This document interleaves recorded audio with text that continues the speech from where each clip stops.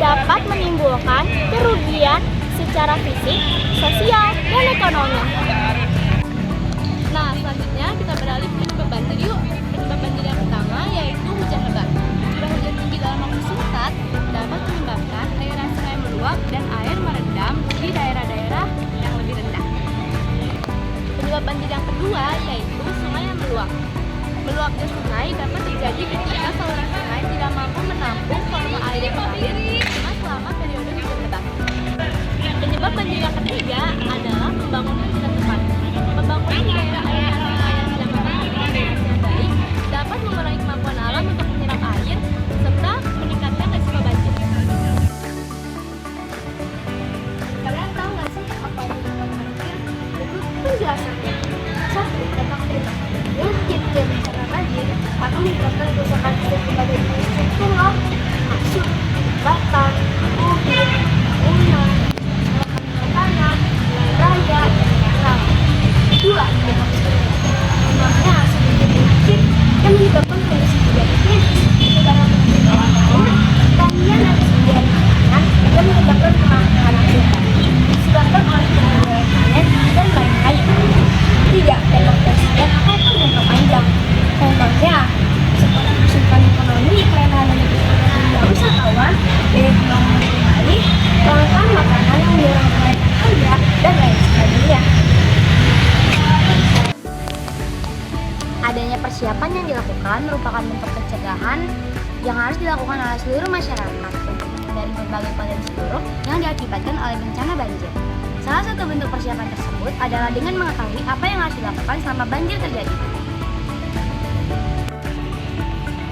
Berikut ini adalah 5 tindakan yang harus dilakukan ketika terjadinya bencana banjir di sekitar rumah kalian.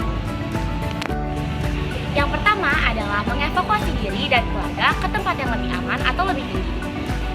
Yang kedua, menyiapkan peralatan selama evakuasi seperti senter, korek api, alat penerangan, dan juga alat darurat lainnya. Yang ketiga, menyiapkan makanan kering atau instan. Yang keempat, menggunakan sepatu boots atau sarung tangan. Dan yang kelima dan terakhir adalah menyiapkan obat-obatan yang diperlukan untuk melakukan pertolongan pertama.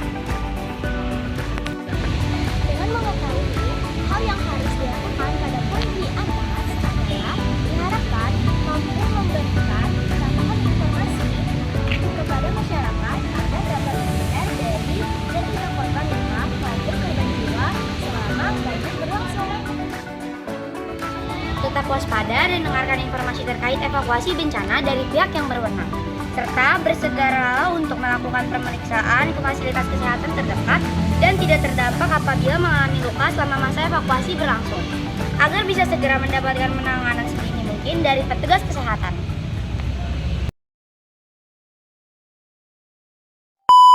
Itu curah hujan yang Salah! 5 tindakan yang harus dilakukan. Oh ya, itunya mah nih, air meluap. Nah, kalian tahu nggak sih apa aja dampak kebijakan itu? Yang harus dilakukan oleh seluruh masyarakat. Ada 5 tindakan yang harus dilakukan.